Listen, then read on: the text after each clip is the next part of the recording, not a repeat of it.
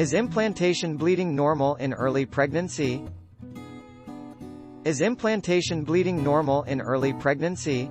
Implantation bleeding, typically defined as a small amount of light spotting or bleeding that occurs about 10 to 14 days after conception, is normal.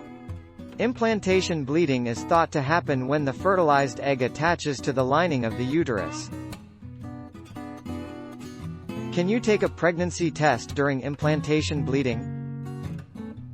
Bleeding during other times during the menstrual cycle.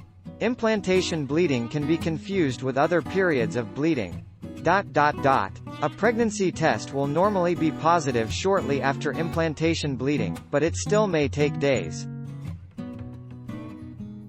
Is it normal to have a lot of brown discharge during early pregnancy? And when you're expecting, all those pregnancy hormones make your discharge heavier and thicker. But one of the biggest worries for pregnant women is brown discharge, probably because the color is so close to blood. The good news is, in the vast majority of cases some brown discharge is just part of being a woman. Can I take a pregnancy test during implantation bleeding? A pregnancy test will normally be positive shortly after implantation bleeding, but it still may take days. While many pregnancy tests say that you can take them before you missed your period, this is typically only a day or two before. This might be an example of a false negative pregnancy test. Can implantation bleeding mean you're pregnant?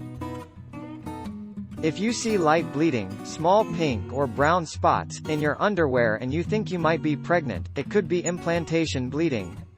That happens 6 to 12 days after conception, and you may mistake it for your regular period. It's actually an early sign of pregnancy. Don't forget to subscribe and hit the bell notification for more of these videos.